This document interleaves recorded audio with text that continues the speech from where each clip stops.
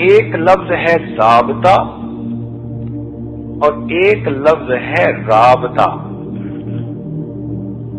ضابطے کا مطلب عام دستور کے حساب سے ملنا،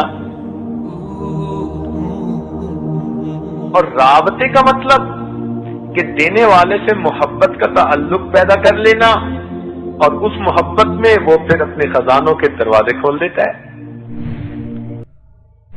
اللہ تعالیٰ سے لینے کے دو طریقے ہیں، بڑے کام کی بات ہے۔